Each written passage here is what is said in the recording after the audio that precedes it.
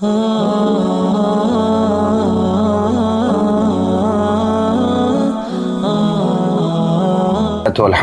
wassalatu wassalamu ala rasulillah. Segala puji dan puja kehadirat Allah subhanahu wa ta'ala, juga salawat dan taslim kepada Nabi besar Muhammad sallallahu alaihi wa ala alihi wa sahbihi wasallam. Baik teman-teman sekalian, saya akan membacakan dulu apa yang ditulis sebagai dalil oleh penulis di sini. Bagi teman-teman yang pegang bukunya di halaman 12, dari Hudzaifah radhiyallahu anhu diriwayatkan bahwa Rasulullah sallallahu alaihi wasallam bersabda, "Kana rajulun mimman kana qablakum yusi'u adh-dhanna bi'amalihi, faqala li ahlihi, idza ana mittu fakhuduni wa dharuni fil bahri yawmin 'asif." Fafa'alu bihi, fajama'ahu Allah thumma qala, "Ma hamalaka 'ala alladhi sana'ta?" Qala, "Ma hamalani 'alaihi illa makhafatuka faghfara lah." Artinya, kata Nabi SAW, ada seseorang yang hidup sebelum kalian menganggap jelek amalnya. Maka dia berwasiat kepada keluarganya, apabila satu waktu nanti saya meninggal dunia, bakarlah tubuh saya dan taburkanlah di lautan pada saat angin bertiup kencang. Lalu mereka pun melakukannya, keluarganya maksudnya. Maka Allah subhanahu wa ta'ala menyatukan kembali jasadnya, kemudian berfirman, "Apa yang mendorongmu berbuat demikian?" Maka dia menjawab, "Tidaklah yang mendorongku berbuat ini kecuali rasa takut kepadamu." Maka Allah pun mengampuninya. Hadis riwayat Bukhari. Hadis ini bermakna, kita makna global dulu, adalah gambaran tentang bagaimana seseorang mukmin pada saat dia merasa takut dengan Tuhannya, takut akan amalnya belum diterima misalnya, atau takut ya dosa-dosanya belum dimaafkan, maka ini tanda keimanan. Dan ini sebuah karunia dari Allah subhanahu wa ta'ala, karena rasa takut itu, rasa khawatir ini, itu akan sangat bermanfaat agar dia selalu semangat mengerjakan amal saleh, ya, dan tidak meninggalkannya sama sekali, karena khawatir justru kurang, ya, yang bisa meninggikan derajat dari surga, menyelamatkannya dari siksa Allah. Dan juga dia khawatir kalau taubatnya belum diterima, sehingga akhirnya ya dia bisa dihukum dengannya walaupun dia sudah bertobat, sehingga dia selalu continue dalam bertobat. Nah, ini sebuah poin penting dalam masalah keimanan seorang mukmin, bagaimana dia memiliki rasa takut kepada Allah subhanahu wa ta'ala. Dan digambarkan dalam hadis ini tentu umat sebelum kita, mereka punya syariat sendiri, ya, yang tentu ada syariat yang bersambung, ya, ada yang sama, ada yang memang berubah, ya. Seperti kasus di masa Nabi Musa alaihissalam, disebutkan dalam surah Al-Baqarah, kalau Bani Israel di masa itu mau bertobat kepada Allah subhanahu wa ta'ala, maka mereka disuruh membunuh diri mereka. Allah mengatakan, "Faqtulu anfusakum," bunuhlah diri kalian. Kalau di masa Nabi Muhammad SAW tidak ada perintah untuk membunuh diri kalau seandainya orang bertaubat. Tapi Imam Nawawi rahimahullah mengatakan, kalau seseorang berbuat dosa besar, maka bila dia mengerjakan 3 hal ini, meninggalkan dosa itu seketika, menyesali dan berjanji sama Allah tidak akan mengulanginya, maka ini sudah cukup untuk dimaafkan dosa-dosanya. Nah, di sini Nabi SAW menggambarkan tentang umat sebelum kita. Mungkin di masa itu tidak ada larangan untuk membakar jenazah, gitu kan? Karena di sini dia mengatakan, karena dia khawatir, rasa takutnya yang sangat besar kepada Allah SWT, jangan sampai amal-amal soleh yang sudah dia kerjakan ternyata kurang, kemudian juga dosa-dosanya mungkin yang pernah dia mohon ampun belum diterima. Bukan sangka buruk sama Allah, ya, tetapi dia khawatir. Kekhawatiran ini adalah sebuah poin penting yang membuat tadi saya bilang orang bisa continue menjaga amal soleh, dan juga dia ya selalu menjauhi dosa karena dia khawatir jangan sampai amalnya kurang atau jangan sampai dosanya belum dimaafkan. Nah, di sini karena dia khawatir luar biasa dengan amalnya, maka dia berwasiat kepada keluarganya, nanti kalau saya meninggal, ini ceritanya jenazahnya, ya, maka bakarlah, dibakar jenazah jasad saya, kemudian debunya itu disebarkan, dibuang di lautan di saat angin lagi bertiup, supaya debu itu menyebar di mana-mana. Dia ingin di sini membuktikan kemahakuasaan Allah subhanahu wa ta'ala, dan nanti akan menyatukan jasadnya. Dan subhanallah, dalam hadis ini digambarkan Allah subhanahu wa ta'ala lebih tahu tentang hambanya ini, dan betul dia menyatukan jasadnya hamba itu. Kemudian menanyakan kepadanya, "Apa yang membuatmu melakukan ini?" Maka dia mengatakan, "Rasa takut kepadamu ya Allah." Dan Allah lebih tahu hamba itu tulus atau tidak. Memang betul-betul karena dia takut jangan sampai amal solehnya itu kurang, ya, dan jangan sampai juga dosanya belum dimaafkan, maka dia ingin dengan cara seperti ini nanti dia akan langsung berbicara dengan Tuhannya dan menyampaikan hajatnya. Dan seperti disampaikan dalam hadis ini, terjadi seperti apa yang diniatkan oleh orang tersebut. Akhirnya dia pun dibangkitkan dan Allah bertanya, kenapa kau lakukan ini? Maka dia mengatakan, karena rasa takut kepadamu ya Allah, maka Allah pun memaafkannya. Sekali lagi, ini adalah kemungkinan dan syariat umat sebelum kita, di mana jenazah boleh dibakar, ya, karena orang ini melakukan, dan ini jangan ditarik kepada kehidupan kita sekarang. Karena Nabi SAW tidak pernah mencontohkan untuk membakar jenazah, ya.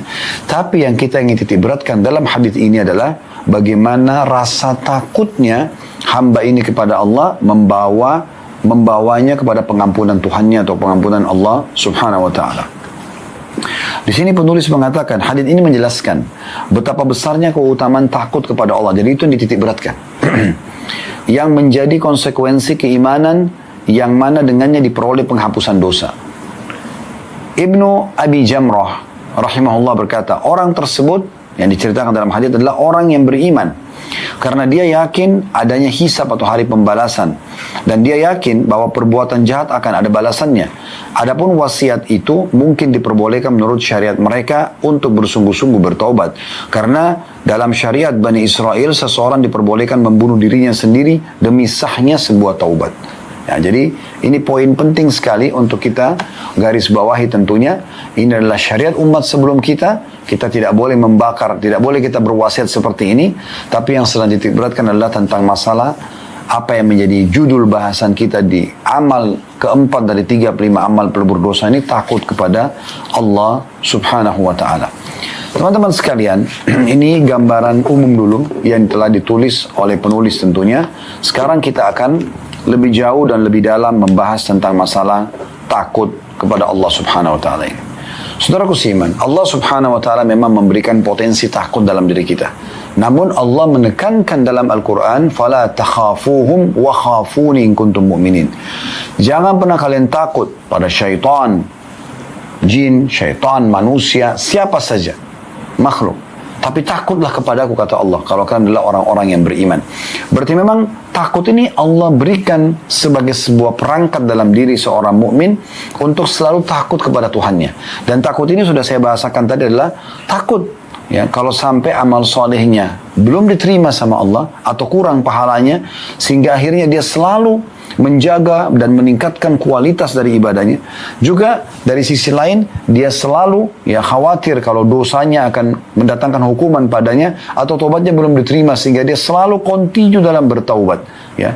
Begitu juga dengan berdoa misalnya, dia selalu berdoa dengan harapan satu waktu Allah akan berikan jawabannya. Maka ini semuanya adalah bagian daripada perangkat keimanan. Ini satu hal yang luar biasa, di mana seorang muslim harusnya merasa ini adalah sebuah karunia yang besar. Jadi jangan sampai Anda karena takut mati, ya, takut nanti bagaimana di kuburan, ya, disiksa atau enggak misalnya, takut amal soleh kita kurang dari timbangan amal, takut nanti kita enggak masuk surga, takut masuk neraka. Ini semua bagian daripada keimanan. Oleh karena itu Allah Subhanahu wa Ta'ala menitipkan takut ini dalam diri kita, memberikan kepada kita agar kita gunakan sebaik mungkin hanya takut dan tunduk kepada Allah Subhanahu wa Ta'ala. Bahkan Allah seringkali menyentuh rasa takut ini kepada hamba-hambanya agar mereka tidak melakukan perbuatan dosa. Contoh misalnya, kalau setiap orang mau melakukan perbuatan dosa, apalagi kalau dosa besar, ingin mencuri, ingin berzina, ingin apa saja, ya, memfitnah, pasti Allah mulai memberikan kepada dia rasa khawatir atau rasa takut. Ketakutan ini sebenarnya adalah takut kepada Allah Subhanahu wa Ta'ala. Asalnya kan rasa takut itu takut kepada Allah Subhanahu wa Ta'ala. Maka di sini dia jadi takut. Takut nanti jangan sampai Allah buat orang-orang mengetahui perbuatannya. Takut nanti jangan sampai Allah hukum dia sehingga Allah permalukan misalnya melalui hamba-hambanya, melalui manusia. Maka ini adalah contoh, ya, bagaimana dalam diri kita memang ada rasa takut itu. Orang, teman-teman sekalian, makin mengenal Tuhannya, maka makin takut kepada Allah. Kalau Anda makin tinggi ilmu agamanya, ya, makin sering Anda praktekkan ilmu agama itu, maka rasa takut ini akan makin kental. Ya, akan makin kental. Dan ini membawa kepada kekhusyuan dan ketundukan kepada Allah Subhanahu wa Ta'ala yang luar biasa. Makanya para salafus saleh itu dinukil kisah luar biasa dari mereka. Bagaimana Hasan Basri rahimahullah pada saat melihat jenazah, beliau langsung spontan berzikir, memperbanyak zikirnya. Lalu ada yang menanyakan, wahai imam, kenapa anda berzikir? Lalu dia mengatakan kepada orang yang bertanya, berzikirlah, karena yang sedang kita antar sudah tidak bisa berzikir. Langsung dia jadikan itu sebagai momen bagaimana dia bisa segera mendekatkan diri kepada Allah Subhanahu wa taala. Abu Darda radhiyallahu anhu pada saat melihat jenazah, maka beliau langsung berbicara mengatakan, pergilah di pagi hari. Kalau untuk waktu pagi misalnya, karena kami akan menyusul sore hari. Pergilah di sore hari, karena kami akan menyusul di pagi hari. Ya. Begitu juga banyak di antara ya ulama-ulama salafus saleh dulu, ada di antara mereka yang sampai pingsan pada saat melihat api unggun, lalu kemudian tubuhnya gemetar dan pingsan. Ya. Ada bahkan di antara mereka yang sampai meninggal dunia karena rasa takutnya kepada Allah Subhanahu wa taala. Jadi memang makin dekat dengan Allah, makin tinggi ilmunya, makin kuat imannya, maka makin kuat juga rasa takutnya. Begitu mudah mereka meneteskan air mata karena Allah Subhanahu wa taala. Begitu mudah mereka meninggalkan perbuatan-perbuatan salah walaupun atau dosa, walaupun godaannya sangat besar karena rasa takutnya kepada Allah Subhanahu wa taala. Oleh karena itu teman-teman sekalian, untuk memunculkan rasa takut ini makin kental, maka kita harus makin memperdalam ilmu agama dan juga makin banyak mempraktekkan dalam kehidupan kita, sehingga akhirnya sesuai dengan perkataan ulama, man kana billahi a'raf kana lillahi akhwaf. Ketahuilah, siapa yang paling mengenal Allah, maka pasti dia adalah orang yang paling takut kepada Allah Subhanahu wa taala. Ya. Asy-Syu'bi rahimahullah, seorang tabi'in, juga berkata, innamal alimu man yakhshallah. Ketahuilah, orang-orang berilmu itulah yang memiliki rasa takut kepada Allah Subhanahu wa taala. Ya, memang kita harus untuk mencegah rasa takut ini lebih kental lagi, supaya kita betul-betul selalu mengontrol amal soleh kita dan meninggalkan dosa. Harus kita lebih dekat kepada Allah Subhanahu wa taala. Baik teman-teman sekalian, di dalam statement yang lain ada yang menarik dari Abdullah bin Mas'ud radhiyallahu anhu, sahabat Nabi, mengatakan, kafa bi khasyatillahi ilman wa kafa bi'tirari atau bil iktirari billahi jahla, maaf saya ulangi ya, kafa bi khasyatillahi ilma, cukuplah rasa takut kepada Allah disebut ilmu, wa kafa bil iktirari billahi jahla, dan cukuplah ya, orang-orang yang lalai ya, atau terbuai ya, dengan karunia Allah dan dia lupa kepada Allah, maka disebut kebodohan. Ya. Ini disebutkan dalam Majmu' Fatwanya Ibnu Taimiyah rahimahullah. Dan Ibnu Taimiyah menanggapi berkata, dari statement Abdullah bin Mas'ud ini beliau mengatakan, wa idza kana ahlul khasyati humul ulama al-mamduhun fil kitab wa sunnah lam yakunu mustahiqina lidzammi wa dhalika la yakunu illa ma'a fi'lil wajibat. Jika orang yang takut kepada Allah adalah para ulama, lalu mereka inilah yang terpuji dalam Al-Quran dan mereka pun tidak dicela, maka mereka lah yang biasa menjalankan kewajiban. Maksudnya adalah orang-orang yang berilmu dan juga mengamalkan amal-amal saleh itu, ya, ilmu itu, mengamalkan amal saleh, ilmu itu sebagai amal saleh, maka dia adalah orang yang paling takut kepada Allah Subhanahu wa taala. Lalu teman-teman Anda bertanya, kira-kira apa yang saya dapatkan kalau saya takut kepada Allah? Baiklah Ustaz, kami sudah faham misalnya takut kepada Allah Subhanahu wa taala itu akan mendatangkan tadi misalnya, jadi kita jadi lebih rajin beribadah dan lebih takut berbuat dosa. Oke, itu poin. Tapi ada nggak yang kami dapatkan di akhirat nanti? Ada. Anda akan mendapatkan kalau selalu mengikuti rasa takut ini ekstra istana di surga. Makanya Allah menjelaskan di dalam surah Ar-Rahman ayat 46, waliman khafa maqama rabbih jannatan. Dan bagi orang-orang yang takut ketika nanti menghadap Tuhannya di hari kiamat akan mendapatkan 2 surga. Jadi orang-orang mendapat 1 surga, tapi orang yang takut kepada Tuhannya ini akan mendapatkan 2 surga. Ibnu Katsir rahimahullah menyampaikan tentang tafsir surah Ar-Rahman ayat 46 ini, seraya beliau mengatakan, siapa yang takut kepada Allah ya, atau siapa yang takut pada maqam Rabbnya, maksudnya kedudukan Tuhannya, maka kelak di hari kiamat ya, dia akan mendapatkan ya, karunia 2 surga. Dan Ibnu Katsir mengatakan Dengan takut kepada Allah maka dia menahan hawa nafsunya. Dia tidak akan melampaui batas, maksudnya mengulang-ulangi dosa misalnya. Dia juga ya tidak akan mementingkan urusan dunia. Yang penting adalah akhirat, tidak mengejar dunia berlebihan. Ya. Kemudian juga dia menjalankan kewajiban dan meninggalkan larangan. Dengan rasa takut itu akan muncul semua itu. Dan pasti dia akan mendapatkan 2 istana di surga. Ya. Dinukil dari kisah atau dari hadis, ya, bukan kisah tapi dari hadis Abdullah bin Qais radhiyallahu anhu dari Rasulullah sallallahu alaihi wasallam, beliau bersabda mengenai surah Ar-Rahman ayat 46, ya. Dan hadis ini diriwayatkan Bukhari nomor 4878, Imam Muslim nomor 180 dan juga disebutkan dalam Sahih Tafsir Ibnu Katsir jilid 4 halaman 344 sampai 345. Hadis ini berbunyi jannatani min fiddah. Yang dimaksud dengan 2 surga itu adalah 2 surga ya dari perak. Aniyatuhuma wa ma fihima. Maka semua bejananya dan di dalamnya semua dari perak. Wa jannatani min zahabin aniyatuhuma wa ma fihima. Dan 2 surga juga ya dari emas dan bejana juga ada apapun dalamnya semua dari emas ya. Wa ma bainal qaumi wa baina an yanzuru ila rabbihim illa ridaul kibar ala wajhi fi jannati adn. Dan tidak ada yang menghalangi kaum-kaum yang ada di surga yang dapat 2 istana itu karena takut kepada Rabb mereka, melainkan ada pakaian kesombongan ya di wajah Allah di surga Aden atau surga yang tetap.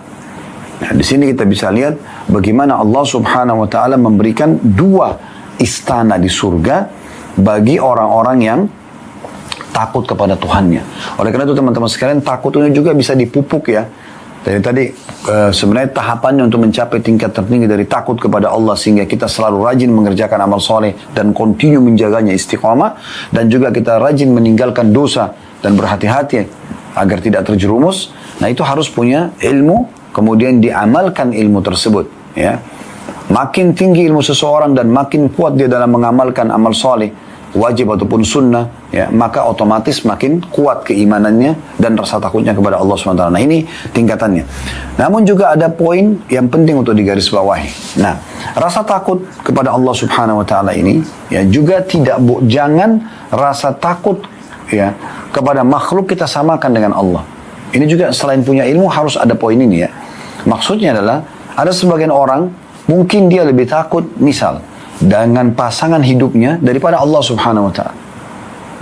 Di saat misalnya dia nonton sesuatu yang haram, sebenarnya dia tahu Tuhannya melihatnya, tapi dia tidak peduli dengan itu. Ya, semoga Allah maafkan kalau di masa lalu ada ini. Tapi dia lebih takut kalau istrinya lewat misalnya atau suaminya lewat, maka dia tiba-tiba tutup handphone tersebut. Rasa takutnya kepada makhluk lebih besar daripada takutnya kepada Allah Subhanahu Wa Taala. Ya, ada orang mencuri, berzina, apa saja, dia tidak takut sama Tuhannya. Kenapa? Karena kurangnya ilmu dan dia coba memunculkan dan dia menerima bisikan syaitan agar dia lebih takut kepada makhluk. Jadi rasa takut yang dibisikkan itu, nanti kalau orang ini tahu kamu pencuri, maka mungkin dia tidak akan pekerjakan misalnya. Jadi arahnya ke situ, bukan justru lebih takut kepada ancaman Allah Subhanahu Wa Taala. Nah ini nanti akan merusak rasa takut yang sebenarnya. Ya. Juga poin penting yang harus digarisbawahi dalam masalah ini, syaitan selalu menakut-nakuti. Dia mau tunggangi rasa takut kita itu. Sebagaimana Allah Subhanahu Wa Taala menyebutkan, Inna dzalikumus syaitanu yukhawifu awliya'ah. Jadi kalau orang mau jihad, orang mau sedekah, orang mau apa saja melakukan perbuatan yang butuh keberanian, ya, misalnya dia sedekah keberanian untuk melawan, mungkin dia pas-pas tapi dia keluarkan sedekah itu, atau jihad berperang jalan Allah, atau bangun sholat malam sementara mungkin dia masih mengantuk, misal contoh, ya, maka semua itu pada saat dia melawannya dan dia berusaha untuk ya bangun karena Allah Subhanahu Wa Taala, dia kerjakan karena Allah Subhanahu Wa Taala, maka akan aman. Tapi syaitan menakut-nakutinya. Nanti kalau kamu jihad, istrimu akan nikah sama siapa, gitu kan? Misal, bagaimana kalau anggota tubuhmu cacat? Bagaimana kalau kau ditawan oleh musuh? Yang ditakut-takuti itu semua. Sampai kata Nabi SAW, kalau orang mau berjihad, ya, kemudian dia ditakut-takuti oleh syaitan, tapi dia tetap melaksanakannya, tetap dia pergi sampai dia mati syahid, maka baginya surga. Kan begitu. Betul juga orang kalau mau sedekah, ditakut-takuti. Nanti kamu mau makan apa? Kamu lebih perlu. Nanti ada gini dan gitu. Sehingga dia tidak bersedekah. Juga dengan sholat malam. Tidurlah. Lebih baik tidur. Mungkin butuh istirahat. Tubuh butuh ini dan segala macam. Padahal sebenarnya hak Allah subhanahu wa ta'ala ada di sana. Pastikan teman-teman sekalian, kalau kita dahulukan hak Allah subhanahu wa ta'ala, urusan kita semua akan mudah. Karena semua perkara kita ini, urusan kita, kalau baik, maka karena baik hubungan kita sama Allah. Kalau rusak, maka karena rusak hubungan kita sama Allah subhanahu wa ta'ala. Coba teman-teman sekalian, walaupun ada hal yang sangat penting, misalnya meeting menghasilkan miliaran rupiah, atau pertemuan penting dengan orang lain, yang akan Anda lakukan misalnya selepas sholat wajib. Kadang-kadang ada orang, dia tidak khusyuk dalam sholatnya, karena selalu mikirkan masalah yang urusan sama makhluk tersebut. Pastikan teman-teman sekalian, kalau dia lalaikan sholatnya, kemudian dia mendahulukan, ya, dalam sholat pun dia selalu berpikir tentang masalah urusan dunianya itu, maka itu tidak akan sukses. Tapi coba, ya, Anda lebih konsentrasi dalam sholat, bahkan memohon kepada Allah subhanahu wa ta'ala agar Allah mudahkan urusan setelah itu. Lihat bagaimana mudahnya dan berkeberkahan yang Allah datangkan dari usaha yang akan kita lakukan setelah itu. Walaupun kita cuma salat sunnah, coba konsentrasi kita, sujud, mohon kepada Allah SWT dimudahkan, Allah akan mudahkan semua urusan. Ya. Berulang kali kami coba praktikin ini, teori ini luar biasa. Gitu. Jadi walaupun kita ada hal yang mendesak, yang penting sekali, tapi pada saat sedang beribadah kepada Allah, konsentrasi, zikir habis sholatnya kita jaga kehusyuannya. Kalau lagi baca Al-Quran, baca dengan tenang. Kemudian setelah itu baru kita berikan hak makhluk. Subhanallah, keberkahan yang luar biasa Allah berikan. Tapi di saat orang itu buru-buru sholat, karena kenapa? Oh, lagi janjian sama orang. Maka dia lalaikan hak Tuhannya di sini, karena kurangnya rasa takutnya kepada Allah. Maka pastikan juga permasalahan di sana tidak akan selesai dan sukses. Maka ini poin penting yang harus kita garis bawahi. Syekh As-Sa'di rahimahullah mengatakan konsekuensi dari orang yang takut pada Allah adalah meninggalkan larangan dan melaksanakan perintah. Hasilnya kalau Anda takut kepada Allah nanti adalah Anda akan pasti selalu mengerjakan ketaatan dan meninggalkan larangan, dan itu sebuah karunia yang luar biasa gitu, ya. Itulah orang yang akan mendapatkan 2 surga yang dijanjikan dalam surah Ar-Rahman tadi ayat 46, ya. 2 surga itu terdapat bejana, perhiasan, bangunan, dan isi lainnya yang terbuat dari emas. Salah satu dari 2 surga itu diperuntukkan karena meninggalkan yang diharamkan, dan surga lainnya diperuntukkan karena ketaatan yang diperintahkan. Tafsir As-Sa'di halaman 880. Jadi surah Ar-Rahman ayat 46, waliman khafa maqama rabbih jannatan, dan orang yang takut pada Tuhan akan mendapatkan 2 istana. Nabi SAW tadi sudah sebutkan hadis yang kami bacakan, ada istana yang Allah berikan dari emas, dari perak, dan semua dalamnya, semua perabotnya dari perak, dan ada juga istana emas, semuanya perabotnya dan apapun dalamnya dari emas. Maka ini akan diberikan oleh Allah Subhanahu wa taala kepada orang yang takut kepadanya. Lalu Syekh Sa'di rahimahullah menanggapi hadis ini sambil mengatakan bahwasanya 2 surga yang dijanjikan, 1 surga itu karena rasa takutnya sehingga membuat dia termotivasi selalu mengerjakan ketaatan, ini dapat istana sendiri. Dan 1 istana lagi diberikan karena rasa takut yang muncul membuat dia khawatir dan tidak mau melakukan perbuatan dosa. Nah, ini juga punya dapat istana. Dari sini juga kita ambil pelajaran penting teman-teman sekalian. Ternyata Allah subhanahu wa ta'ala itu luar biasa, luas rahmatnya. Dan memang Allah subhanahu wa ta'ala ini memberikan kepada kita peluang-peluang yang sangat banyak. Dari 1 perbuatan amal soleh, bisa banyak sekali kita mendapatkan pahala di situ. Contoh misalnya sholat. Kita kalau sholat, di wudu ada pahalanya. Melangkah ke masjid ada pahalanya. Masuk masjid ada pahalanya. Salat sunnah sebelumnya qabli ada pahalanya. Doa di antara azan iqamah ada pahalanya. Takbiratul ihram pertama imam ada pahalanya. Setiap bacaan dan gerakan dalam salat ada pahalanya. Selepas salam ada doa, selesai salat, selepas salat ada zikir, ada pahalanya. Gitu kan? Ada salat ba'diyahnya misalnya, di salat wajib ada ba'diyah seperti duhur, maghrib dan isya misalnya, ada pahalanya. Ini untuk kita sendiri. Tapi Allah memberikan kita kesempatan untuk menambah pahala itu. Bagaimana caranya? Ajak orang lain. Atau Anda menjadi muazzinnya. Atau Anda menjadi imamnya. Atau Anda membangun masjidnya. Menyiapkan karpetnya. fasilitas tempat wudhunya. Padahal sebenarnya tadinya bisa kita kerjakan sendiri, tapi kita bisa mendapatkan pahala dengan memudahkan orang lain juga mengerjakannya. Ini akan menambah ekstra pahala, dan itu hampir semua di sisi ibadah kita sama. Ini satu sisi tentang masalah ibadah. Dan di saat Anda sedang mengerjakan ketaatan, berarti kan Anda meninggalkan larangannya ibadah itu. Apa itu? Misalnya Anda sholat, berarti kan ini perintahnya. Larangannya adalah meninggalkan sholat. Anda sekarang mendapatkan pahala karena mengerjakan ketaatan, mengerjakan ibadah tersebut. Anda juga dapat pahala karena meninggalkan yang dilarang dari ibadah itu. Misalnya meninggalkan sholat. Nah ini luar biasa gitu. Sisi panen pahala yang luar biasa. Sulit digambarkan kalau dengan akal manusia. Tapi Allah subhanahu wa ta'ala itu maha pemurah, maha penyayang. Belum lagi Allah kekalkan dalam Al-Quran, man ja'a bil hasanati falahu asyru amthaliha. Siapa yang mengerjakan satu kebaikan akan dilipat gandakan 10 kali lipat. Selain kita bisa dapat pahala dengan cukup banyak dari satu jenis pahala sendiri, tadi sudah kami kasih contoh ya, dengan kita kerjakan dapat pahala, dengan kita ajak orang lain dapat pahala, kita siapkan fasilitasnya juga dapat pahala. Jadi kita punya banyak kantong-kantong pahala di satu jenis ibadah, dan itu bisa terjadi di semua jenis ibadah.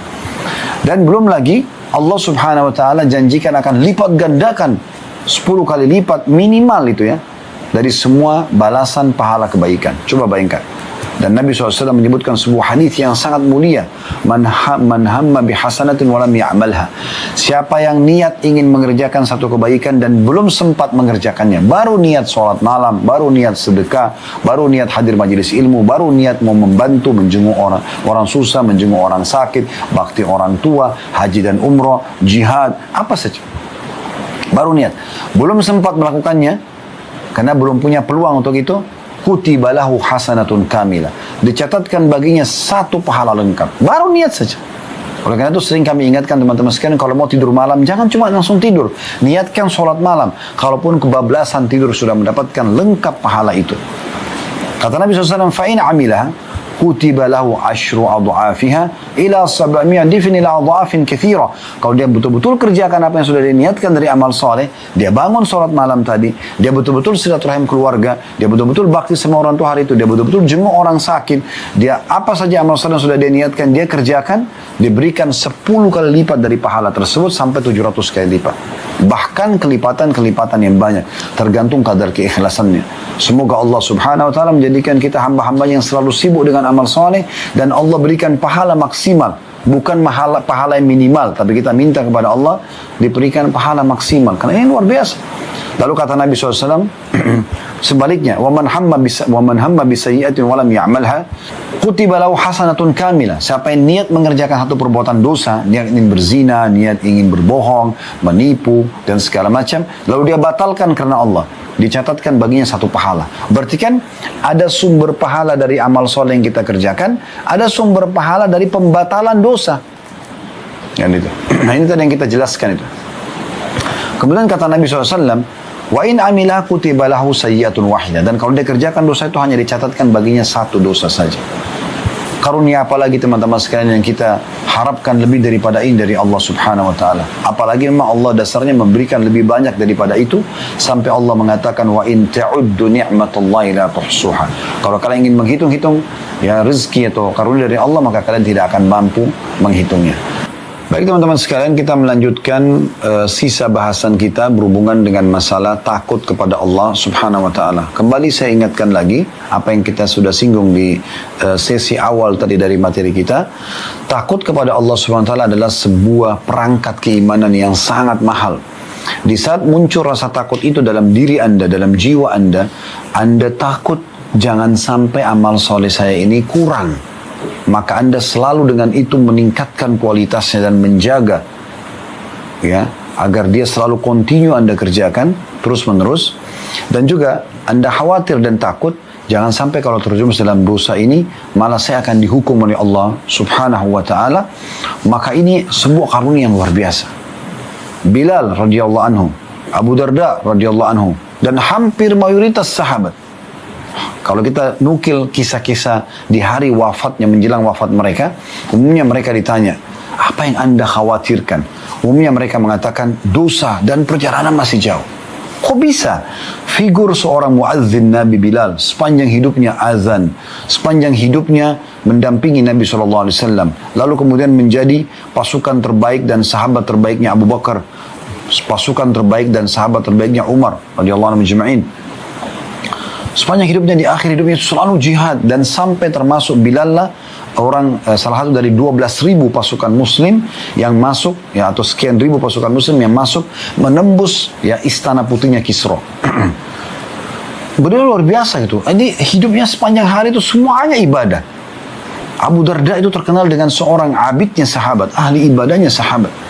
Bagaimana beliau selalu mengisi hidupnya, saking sukanya sama ibadah, sampai pernah beliau setiap hari puasa dan setiap malam tidak pernah tidur, selalu sholat malam. Dan Nabi SAW tegur untuk memperbaiki, untuk meringankan itu, agar memberikan jasadnya manfaat dan segala macam. Jadi selalu sibuk.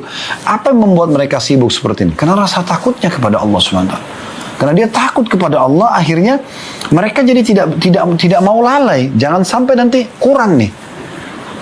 Sebaliknya orang kalau tidak ada rasa takut ini dalam dirinya, tidak ada kekhawatiran, maka kita akan temukan orang ini selalu lalai. Ya sudahlah, sholat tidak masalah, ibadah nggak ada masalah, khusyuk atau nggak khusyuk nggak penting, gitu kan? Yang penting sudah dikerjakan.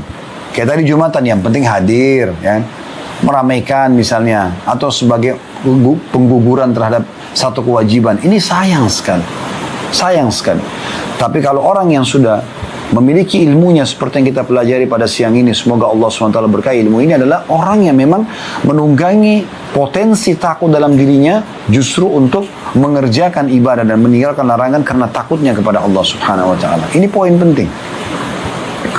Kita bisa lihat bagaimana Allah Subhanahu wa taala berfirman juga dalam surah Al-A'la ayat 9 sampai ayat 12, ya. Yang bunyinya, "Fadzakir inna fa'ati dzikra." Berikanlah peringatan, karena peringatan itu akan bermanfaat. Sayadzakkaru may yakhsha. Dan manfaat itu akan didapatkan bagi orang yang takut kepada Allah. Jadi manfaat dari keimanan, manfaat dari ketaatan, sehingga melahirkan kebahagiaan, rezeki yang melimpah, ya, pemenuhan kebutuhan, solusi dari permasalahan di dunia, dan juga puncaknya di surga di akhirat sana, itu akan diberikan justru kepada orang yang takut kepada Allah. Wa yatajannabuhal ashqa. Dan justru orang-orang celaka yang selalu menjauhkan diri dari, ya, peringatan-peringatan Allah Subhanahu wa taala, melalaikan dan menganggap tidak penting untuk takut kepada Allah. Alladzi yaslan naral kubra. Dan mereka itulah orang-orang yang pasti akan memasuki neraka yang besar atau api yang besar, maksudnya adalah neraka, ya. Tsumma la yamutu fiha wa la yahya. Dan di dalamnya dia tidak hidup juga tidak mati, disiksa terus, ya. Qad aflaha man tazakka. Oleh karena itu beruntunglah orang-orang yang justru dia, maaf ini sampai ayat 14, ya. Maka beruntunglah orang-orang yang justru, ya, mensucikan dirinya, dia berusaha kembali kepada ayat, ya, 10 tadi, yaitu orang-orang yang takut kepada Allah Subhanahu wa taala.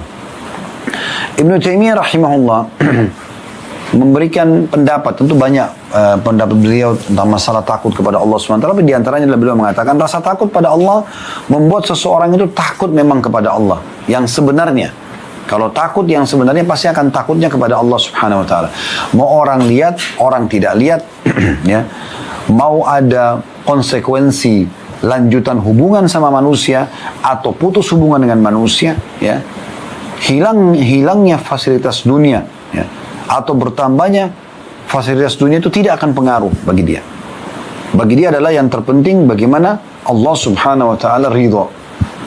Ini penting sekali.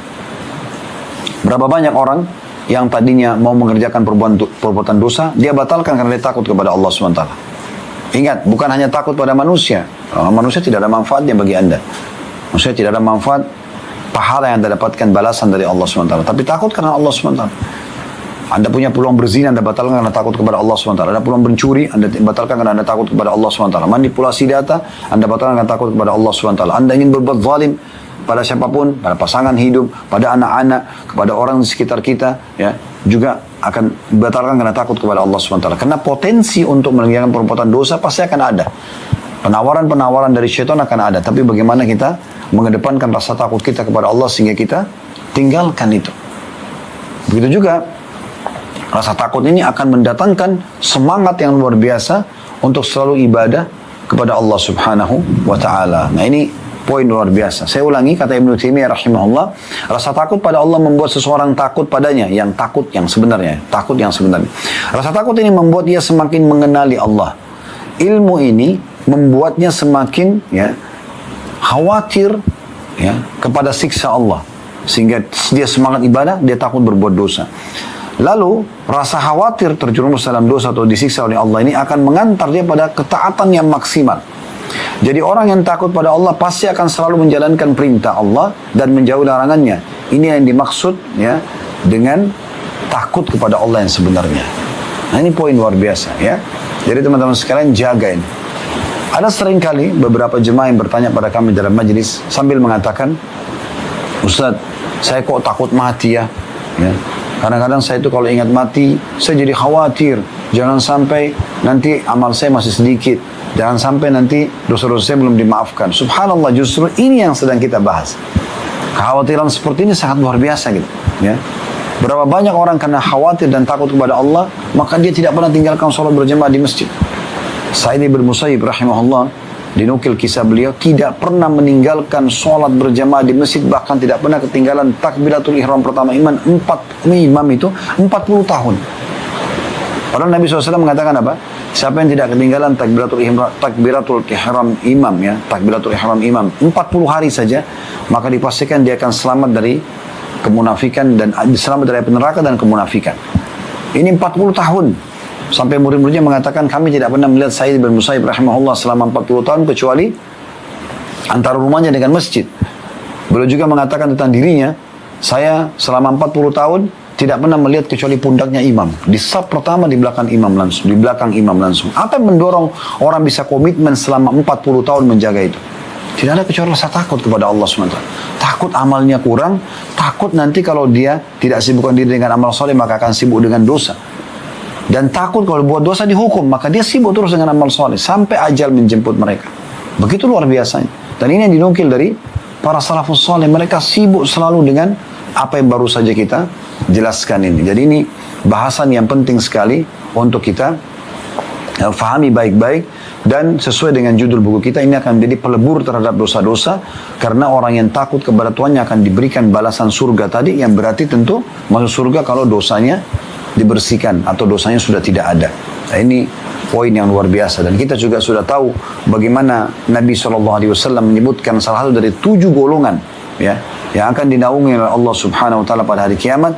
Salah satunya adalah orang yang menangis karena Allah Subhanahu wa ta'ala. Ini adalah sebuah tanda-tanda rasa takut kepada Allah. Jadi dia merasa menangis karena Allah Subhanahu wa ta'ala. Di antara 7 golongan tersebut. Dan sebagian ulama mengatakan puncak rasa takut seorang hamba sama Tuhannya adalah di saat dia mudah sekali lunak hatinya, sehingga dia takut sekali sama Allah, hatinya bergetar sampai juga membuat air matanya selalu menetes. Tapi ini karena Allah Subhanahu wa ta'ala.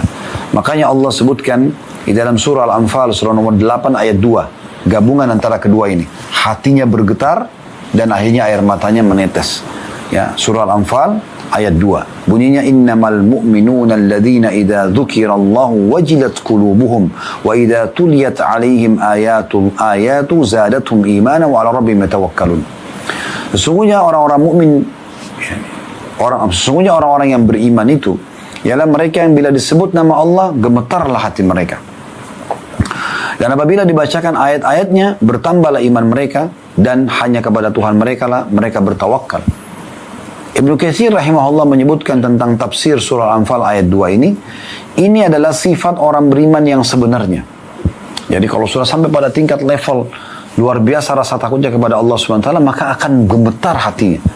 Jadi kalau Anda dengar ayat Al-Quran, melihat fenomena alam, banjir, gempa, atau ada jenazah depan mata Anda, orang tabrakan meninggal depan mata Anda tidak tersentuh sama sekali.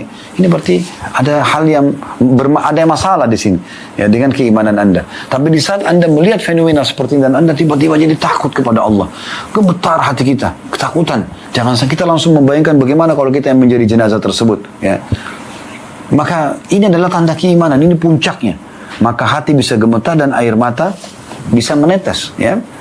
Ibnu Katsir rahimahullah mengatakan ini adalah sifat orang beriman yang sebenarnya, yaitu ketika mengingat Allah hatinya menjadi takut atau gemetar sehingga dia mengerjakan perintahnya dan meninggalkan larangan-larangannya.